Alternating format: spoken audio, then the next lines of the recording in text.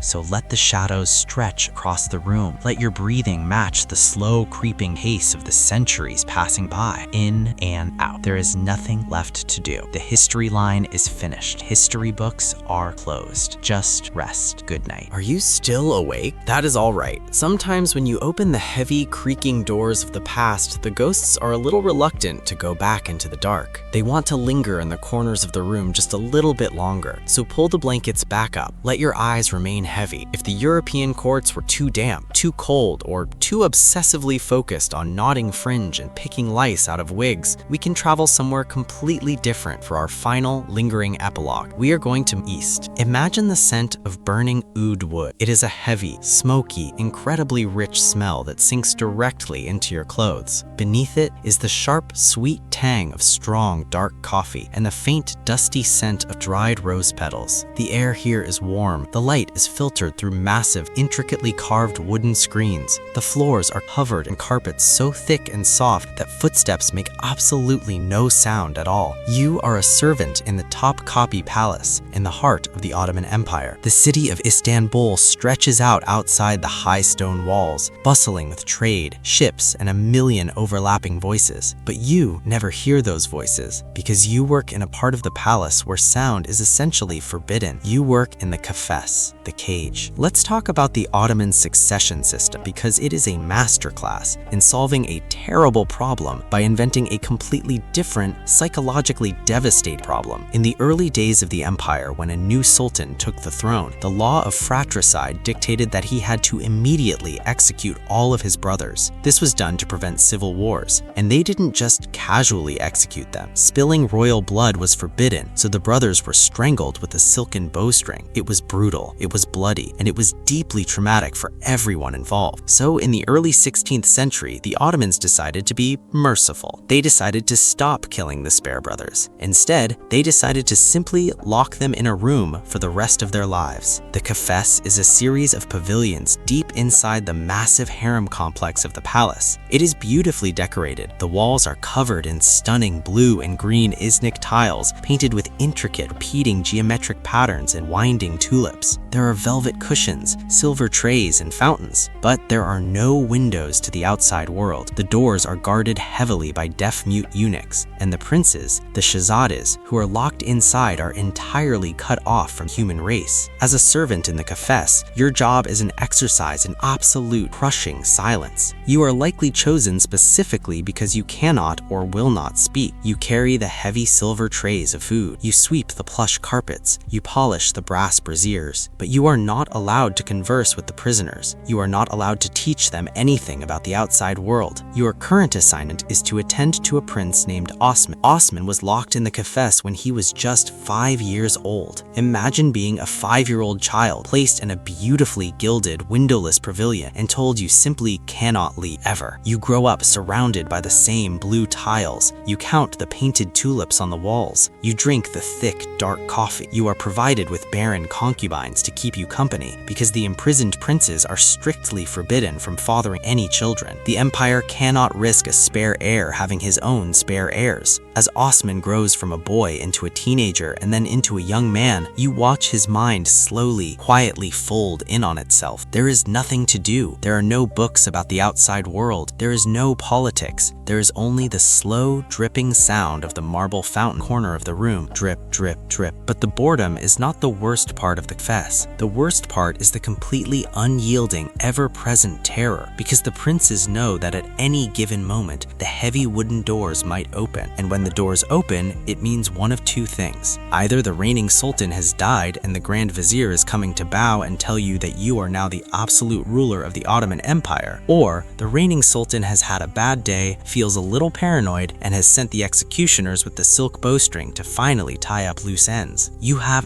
absolutely no way of knowing which it is until the men step into the room. So every time there is a noise in the hallway, every time a heavy boot hits the stone outside the pavilion, or the heavy iron lock turns, Osman completely freezes. His heart pounds in his chest. He stares at the door waiting to see if he's going to be handed a crown or a death sentence. And you just stand there in the corner holding a silver coffee pot, waiting with. This happens every day, for years, for decades. Osman's brother Muhammad I rules the empire for a very long time, and Osman just sits in his gilded box, slowly turning gray. You watch him pace. He walks from one end of the carpet to the other. He traces the lines of the tiles with his finger. He develops a deep, profound hatred for the environment he is trapped in. He hates the concubines because they represent his imprisonment. He hates the soft, silent footsteps of the servants. He hates the music they occasionally play to try and soothe him. He is 20 years old. He is 30 years old. He is 40 years old. He is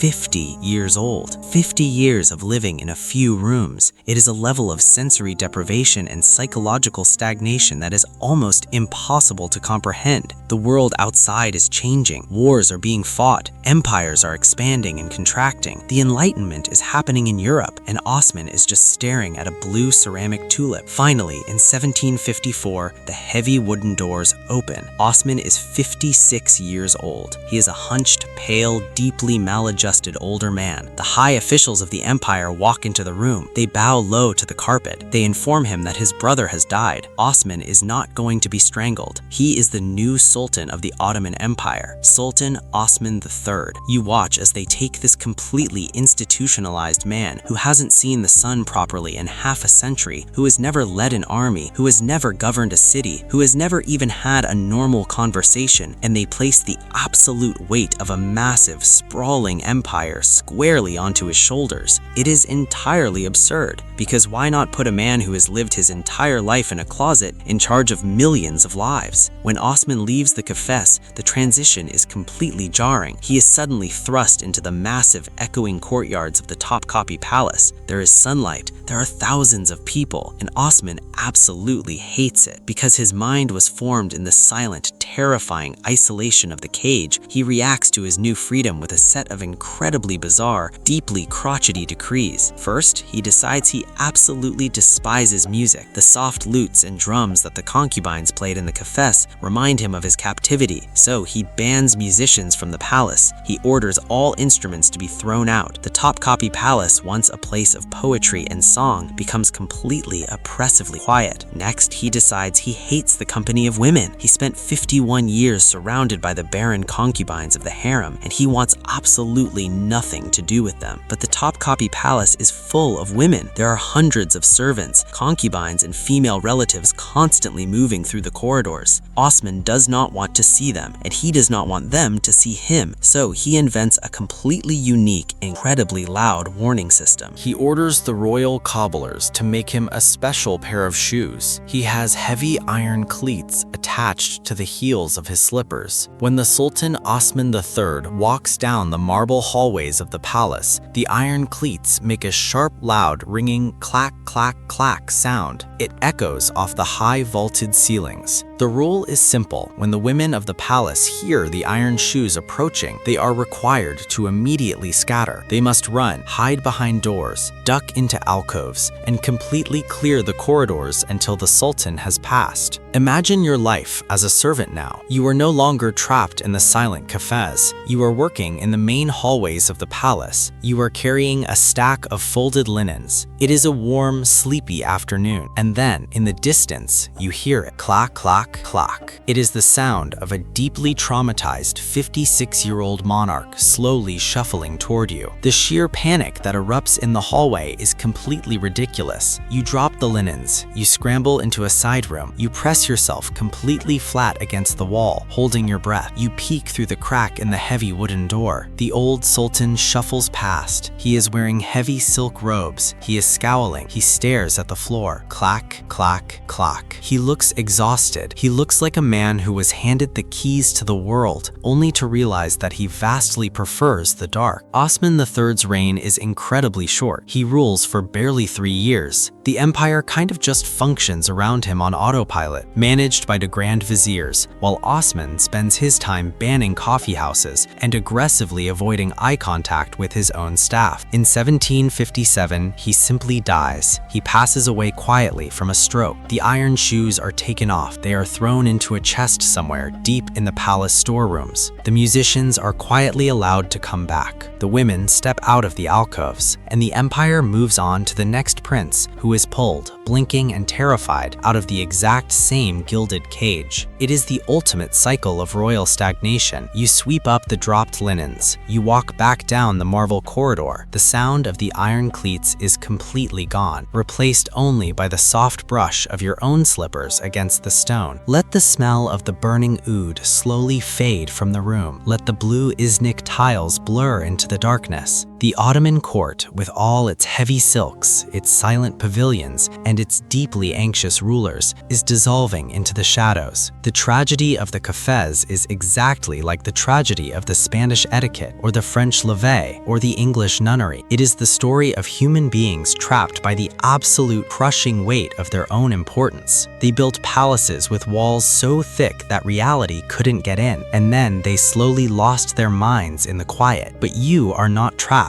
You are just visiting. You can always just close the door and walk away. So let the door to the cafes swing shut. Hear the heavy iron lock turn one final time, not to keep anyone in, but to finally seal the past away where it belongs. The water in the marble fountain slows down to a single final drip, and then perfect silence. The long, winding halls of history are completely empty now. There are no more panicked princes, no more mad queens, no more heavy velvet coats dragging through the mud. It is just you, the warmth of your blankets, and the soft, steady rhythm of your own breathing. Let the tension entirely leave your shoulders. Let the muscles in your jaw completely relax. The stories have run their course. The empires have all gone to sleep. And now it is finally your turn. Drift away into the quiet. There is absolutely nothing left to stay awake for. Are you still there? The Ottoman Kafes has been locked. The iron shoes of Sultan Osman III have been put away in a dark wooden trunk. But the past is a house with an infinite number of rooms, and the hallway just keeps going. Let the heavy, sweet smell of the Turkish oud fade away. We are going to let the temperature drop again. Pull your blankets up to your chin. Imagine the sound of a freezing, salty wind whipping off the North Sea. We are traveling back to the 1760s. We are heading into the damp, gray, deeply unforgiving climate of Copenhagen, Denmark. And we are going to look at a royal marriage that makes the absolute worst modern reality television show look like a polite, highly organized tea party. Because if the Hanoverians in England were suffocating boring, their relatives in Denmark were actively, aggressively chaotic. Imagine waking up as a servant in Christiansborg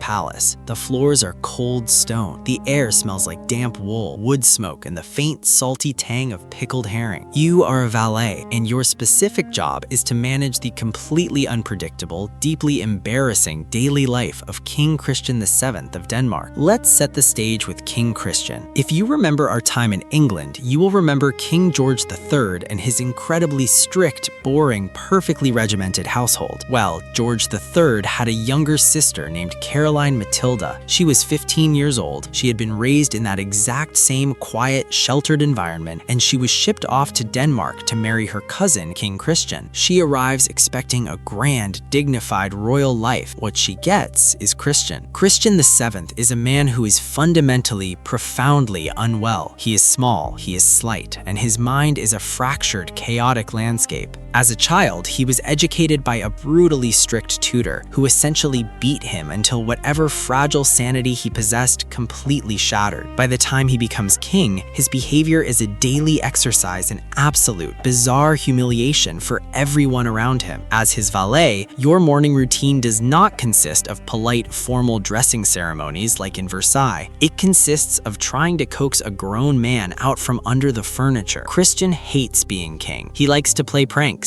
and his pranks are not witty or clever. They are deeply physical, highly inappropriate, and entirely exhausting to clean up after. One of his favorite things to do is simply slap people. Imagine you are standing in the corner of the royal audience chamber. The king is receiving a very important, highly decorated foreign ambassador. The ambassador is bowing, delivering a formal greeting in French. Christian is standing there, nodding politely, and then completely out of nowhere, with absolutely no change in his facial expression, Christian just reaches out and slaps the ambassador directly across the face. The silence that follows in the room is thicker than a wool blanket. The ambassador is stunned. The Danish ministers are staring at the floorboards, completely mortified. And you, the servant standing by the wall holding a tray of drinks, have to pretend that absolutely nothing unusual just happened. You just hold the tray perfectly still, completely dead inside, while the King of Denmark giggles and wanders off to look out the window. But the slapping is just the daytime behavior. At night, Christian's hobbies become far more destructive. Christian creates a small, highly toxic friend group led by a man named Conrad Hulk. Hulk is a courtier whose entire job is to encourage the king's worst impulses. Together, the King of Denmark, Hulk, and a group of rowdy nobles dress up in regular clothes and go on massive, violent pub crawls through the streets of Copenhagen. They call themselves the Club of the Gilded Boot. They go into taverns, get incredibly drunk, start massive fistfights, and deliberately smash all the furniture, the plates, and the windows. Sometimes the city watchmen, the police, are called to break up the riots, completely unaware that they are actively trying to arrest their own absolute monarch. Your job as his valet the morning after one of these excursions is an absolute nightmare. You are standing in the king's bedchamber at 6 in the morning. The king is passed out on the bed, snoring. His clothes are completely ruined. His velvet jacket is torn, covered in mud, spilled ale, and sometimes blood from a tavern brawl. You have to take these expensive, ruined clothes and quietly dispose of them or scrub them clean before the queen or the dowager queen sees them. You are literally functioning as a crime scene cleaner for a teenage king who treats his own capital city like a giant, destructible playground. And what about Queen Caroline Matilda? She is completely, utterly miserable. She's an English princess trapped in a freezing Danish palace, married to a man who would rather throw a chair through a tavern window than speak to her. Christian actively ignores her. He publicly declares that it is unfashionable to love one's own wife. He parades his mistresses in front of her, including a famous, very tough prostitute known as Stovelit Katrin or Boot Katrin, who actually joins the king on his window-smashing pub crawls until the government finally pays her to leave the country. Caroline Matilda sits in her damp, incredibly drafty rooms, crying, missing England, and trying to navigate the intensely hostile politics of the Danish court because her stepmother-in-law, the Dowager Queen Juliana Maria, hates her. Juliana Maria sits in her own apartments, coldly watching the chaos, completely hoping that Christian will destroy himself so her own son can take throne. It is a deeply toxic, exhausting, and paralyzing environment. But then, history introduces a wild card, a man who completely flips the entire dynamic of the Danish court upside down. His name is Johann Friedrich Struensee. Struensee is a German doctor. He's hired to be the king's personal physician during a royal tour of Europe. And Struensee has one specific, incredibly rare talent. He actually knows how to calm Christian down. When Christian starts having a manic episode or throws a tantrum, Struensee doesn't yell at him and he doesn't cower. He speaks to him softly. He treats him like a human being. And Christian, who has spent his entire life being either beaten or enabled, latches onto the doctor like a lifeline. When the royal tour returns to Copenhagen, Struensee comes with them, and he is given an apartment in Christiansborg Palace. This is where your job becomes even more complicated, because you're watching the balance of power shift in real time right there in the hallways. Struensee realizes that the king is completely incapable of ruling. The king just wants to play with his pet dog, a massive hound named Gourmand, and occasionally leapfrog over the backs of visiting dignitaries. So Struensee simply starts making the decisions for him. He gets Christian to sign a piece of paper making him the Maître des Requests, the master of requests. Eventually, Struensee gains the power to issue cabinet orders that have the exact same legal weight as if the king signed them himself. But Struensee doesn't just stop at taking over the government, he takes over the royal family. Caroline Matilda is isolated, depressed, and physically unwell. Struensee treats her. He is handsome, he is educated, he is deeply influenced by the French Enlightenment, and most importantly, he's the only person in the entire country who actually listens to her. The inevitable happens. The lonely teenage queen and the brilliant, ambitious German doctor begin an affair. As a servant in the palace, you know exactly what is happening. Everyone knows. The palace is an ecosystem built on whispers. You see the doctor slipping down the secret back staircase that connects his apartments to the queen's bedroom. You're the one who has to pretend you don't notice the crumpled bed sheets, the lingering smell of the doctor's cologne in the queen's rooms, and the fact that Caroline Matilda suddenly looks incredibly happy for the first time since she arrived in Denmark. But the affair is only half the problem. The real issue is that Struensee decides he's going to drag the medieval country of Denmark into the modern era entirely by force. Over the course of 16 months, Struensee issues over 1,000 new laws. Imagine the sheer administrative exhaustion of this period. The printing presses in Copenhagen are running day and night. The ink never dries. Struensee abolishes torture. He abolishes censorship of the press. He bans the slave trade in Danish colonies. He completely reorganizes the army. He fires hundreds of corrupt aristocrats. He sets up foundling hospitals. He even mandates new, controversial medical practices, like insisting that royal babies be bathed in cold water to toughen them up. You are constantly running through the palace carrying massive stacks of newly printed decrees. You are sweeping the floors while the fired, completely furious Danish nobles pack their bags, glaring openly at the German doctor who just ruined their lives. And through all of this, King Christian is just sitting in his room. He sits on the floor playing with his dog. When ministers complain to him about Struensee, Christian just smiles vacantly and says, "The doctor knows best." It is the most efficient, completely bizarre shadow dictatorship in European history. But you cannot fire the entire aristocracy of a country, sleep with the queen, and ignore the Dowager Queen, Juliana Maria, without completely sealing your own doom. The resentment in the palace builds to a boiling point. The Dowager Queen, Juliana Maria, is quietly gathering the angry, fired nobles. They are waiting for the perfect moment to strike, and that moment comes on the night of January 16th, 1772. It is the night of a massive masked ball at the Royal Theatre. Imagine the scene. The room is glittering with candlelight. Everyone is wearing heavy silk domino cloaks and elaborate feathered masks. The orchestra is playing a slow, hypnotic minuet. Struensee is there, dancing with Queen Caroline Matilda. They are completely oblivious to the fact that half the people in the room are actively plotting to murder them. You are standing against the wall holding a tray of wine glasses. The air in the theater is thick and overheated. The masks make everyone look like anonymous, creeping ghosts. The music drones on, repetitive, sleep-inducing. The ball ends late. Everyone goes back to the palace and goes to sleep. And then at 4 a.m., the trap is sprung. You are asleep in your small cot in the servants' quarters when the sudden loud sound of heavy military boots on the stone floors wakes you up. Soldiers march through the dark hallways of Christiansborg Palace. They go directly to the king's bedroom. They wake up the deeply confused, terrified Christian, and they force him to sign arrest warrants for Struensee and the queen. Christian, who is half asleep and completely pliable, just signs the papers. Then the soldiers go to Struensee's room. They drag him out of bed, bind him in chains, and throw him into a carriage bound for the citadel. Finally, they go to the queen. Caroline Matilda puts up a fight. She is the sister of the King of England, and she refuses to go quietly. She screams, she fights the guards, she tries to run down the hallway to find her husband, but she is overpowered. She is dressed in her nightclothes, shoved into a freezing carriage, and driven away into the dark Danish winter. The coup is over in less than an hour. The next morning, the palace is completely silent. The stocks of paper, the new laws, the Enlightenment ideals, they are all swept off desks. The Dowager Queen takes over the government. Struensee is put on trial trial. It is a completely rigged show trial. He is found guilty of treason and executed in a massive, gruesome public spectacle. Caroline Matilda is formally divorced. Her brother, King George III of England, is absolutely furious. He threatens to send the British Navy to bombard Copenhagen, but eventually settles for just sending a ship to pick her up. But he doesn't let her come back to England because she is damaged goods. Instead, she is exiled to the castle of Celle in Hanover. If you remember from our earlier journey, Celle is exactly where the tragic Sophia Dorothea lived before she was locked in the swamp of Alden. The Hanoverian family tree simply loves recycling its miserable exile locations. Caroline Matilda lives there for 3 short years before dying suddenly of scarlet fever at the age of 23. And King Christian? He remains on the throne, but he is a complete ghost. He has absolutely no power. He just sits in his room signing whatever papers the Dowager Queen puts in front of him. The grand, chaotic experiment of the Danish Enlightenment is completely erased, leaving behind nothing but the slow, monotonous ticking of a clock and the sound of a completely broken king whispering to his dog. Just take a deep breath. Let the freezing, damp air of Copenhagen blow away. Let the sound of the smashing tavern windows fade into absolute silence. The heavy, dramatic machinery of the 18th century is exhausting. The politics, the printing presses, masked balls. It is too loud. It requires too much energy. We need to drift backward. We need to find a royal court where the isolation was not imposed by a coup, but was entirely, obsessively self-inflicted. We are traveling south and back in time to the very late 1500s. Imagine the scent of sulfur, old leather-bound books, and the distinct dusty smell of dried herbs. We are traveling to Bohemia, to the dark, winding, cobblestone streets of Prague, and we are walking into the court of Emperor Rudolf II of the Holy Roman Empire. You are a servant in Prague Castle, but you are not a valet. You do not dress the emperor because the emperor rarely leaves his rooms and he does not care what he is wearing. You are the keeper of the Kunstkammer, the cabinet of curiosities. Rudolf II is a Habsburg. He has the heavy, protruding jaw. He has the intense, dark eyes, and he has a severe, paralyzing case of the famous Habsburg melancholy, a deep, clinical depression that's occasionally spirals into sheer paranoia. Rudolf hates governing. He hates the religious wars that are slowly brewing across Europe. He hates his family. He refuses to marry, completely ignoring the desperate pleas of his advisors to produce an heir. What Rudolf loves is stuff. He is obsessed with alchemy, astrology, magic, and collecting the most bizarre, rare, and deeply weird objects on the face of the earth. He moves the capital of the Holy Roman Empire from Vienna to Prague, just so he can sit in his castle on the hill and collect things in peace. Your entire existence as his servant is spent inside a series of massive vaulted rooms that look like the storage closet of a very wealthy wizard. Imagine your daily dusting routine. You take your soft cloth and you walk down the rows of massive oak cabinets. You dust the astrolabes. You dust the intricate clockwork automatons, little silver ships that roll across the table and fire tiny cannons, or mechanical monks that beat their chests. You dust the biological oddities, the massive unicorn horns, which are actually just narwhal tusks. You polish the bezoar stones, hardened masses taken from the stomachs of goats, which Rudolf believes have magical powers. Firmly believes will cure any poison. You carefully wipe down the jars containing 2-headed calves, deformed animal skeletons, and dried mandrake roots that look exactly like shriveled little men. The air in the rooms is stale and heavy. The light struggles to get through the thick leaded glass windows of Prague Castle, and the people who inhabit this castle are just as weird as the objects. Rudolf essentially turns his court into a magnet for every alchemist, charlatan, astronomer, and mystic in Europe. You are constantly stepping over deeply strange men in the hallways. You see the famous English alchemists John Dee and Edward Kelly. Kelly claims he can talk to angels using a crystal ball and that he can turn base metal into gold. Rudolf pays him an absolute fortune and then eventually locks him in a dungeon when he fails to produce any gold. You see the great astronomer Tycho Brahe. Tycho is a massive, boisterous Danish nobleman who lost his nose in a sword duel over a mathematical equation and now wears a prosthetic nose made of silver and gold. Tycho walks the halls of Prague Castle carrying his heavy star charts, occasionally rubbing ointment on his metal nose so it doesn't tarnish. And then there are the animals. Rudolf collects exotic animals with the same obsessive intensity that he collects clockwork ships. He has a massive menagerie. As the servant in charge of the collections, you might be tasked with feeding a completely out-of-place cassowary from the East Indies. You might have to step around the peacocks that wander freely through the dusty corridors. But the most terrifying part part of your job is the Emperor's favorite pet, a fully grown, actual lion. His name is Ottavio. Rudolph loves this lion. He loves it so much that he doesn't keep it in a cage down in the moat with the bears. He lets Ottavio roam the private apartments of the castle. Imagine the sheer, heart-stopping terror of your daily routine. You are carrying a fragile, priceless glass vase made in Venice. You turn the corner into a dark, carpeted hallway, and there, sleeping, completely blocking the corridor, is a massive African lion. You freeze. You don't breathe. You stand there for 20 minutes, holding the vase, your arms shaking from the weight, completely terrified to take a step, until the lion finally yawns, stretches, and slowly pods away into the Emperor's bedroom. It is completely absurd. It is a castle entirely divorced from reality. And inside his bedroom, Rudolph is slowly fading away. As he gets older, his melancholy deepens into full-blown paranoia. He becomes convinced that his family is trying to poison him. He believes that monks are casting dark spells on him from the monasteries below the castle. He stops leaving his rooms entirely. He refuses to meet with foreign ambassadors. When important diplomats arrive from Spain or France to discuss the impending collapse of European peace, Rudolph simply refuses to unlock his door. If a minister absolutely must get a document signed, they have to slide it under the crack of the heavy wooden door. Or, occasionally, Rudolph will open the door just an inch, completely in the dark, and whisper through the crack. Your job shifts from dusting unicorn horns to essentially serving as a nurse to a ghost. You bring his meals. He refuses to eat them unless you taste them first. You watch him sit for hours in a velvet chair, completely silent, staring deeply into a piece of polished obsidian, a magic mirror that he believes will show him the future. The silence of Prague Castle is different from the silence of the other palaces we have visited. It is not the forced, rigid silence of Spanish etiquette. It is the heavy, suffocating silence of a mind completely collapsing under its own weight. Outside the walls of the castle, the real world is finally losing its patience. The Ottoman Empire is invading the borders. The Protestants and Catholics are preparing for the massive, devastating conflict that will become the 30 Years' War. And Rudolph's younger brother, Matthias, decides that the Holy Roman Empire can no longer be ruled by a man who talks to a piece of obsidian and lives with a lion. Matthias raises an army. He slowly, methodically marches across the empire, capturing cities and taking away Rudolph's titles one by one. Rudolph does absolutely nothing to stop him. He doesn't raise his own army. He doesn't rally his loyal nobles. He just sits in his room looking at his clockwork hips. Finally, in January of 1611, Matthias's army marches directly into Prague. The betrayal is total, but it is completely bloodless. Matthias forces Rudolph to sign a document officially abdicating the throne of Bohemia. Rudolph signs it. His handwriting is shaky, frail, and completely broken. He is allowed to stay in Prague Castle, but he is essentially a prisoner in his own museum. He has been stripped of everything except his dusty rocks, his dried mandrake roots, and his profound, crushing depression. You are still there with him. You still dust the astrolabes, but the magic is completely gone. The alchemists have all fled. Tycho Brahe is dead, having notoriously died because it was considered impolite to leave the table to use the bathroom during a royal banquet, and his bladder simply burst. The silence of Prague Castle is different from the silence of the other palaces we have visited. It is the heavy, suffocating silence of a mind completely collapsing under its own weight. In January of 1612, Emperor Rudolph II simply stops breathing. He dies in his bedroom, surrounded by thousands of the rarest, most beautiful objects in the world, and leaves absolutely no legacy behind him except a massive mountain of debt and a continent standing on the precipice of war. The lion, Ottavio, is locked up. The clockwork automatons wind down and stop moving. The heavy, thick dust of Prague begins to settle over the collection. It is the end of an era of magic, obsession, and the complete, profound failure of a man who was handed an empire but only wanted to look at the stars. Just let out a long, slow breath. Let the smell of sulfur and old parchment fade entirely away. The winding streets of Prague are disappearing into a thick, gray fog. The massive stone walls of the castle are blurring, dissolving, and sinking back into the earth. There is no more dusting to do. The display cabinets are locked. The keys have been thrown into the river. You don't have to carry the ruined clothes of a tavern brawl. You don't have to pretend you didn't see the doctor in the hallway. You don't have to tiptoe past a sleeping lion. The heavy, exhausting weight of royal fixations is finally off your shoulders. You can just lay in the dark, listen to the absolute perfect silence of your own room. There are no heavy boots on the stone floors. There are no iron shoes clocking down the hallway. There is only the soft, steady rhythm of your chest rising and falling, in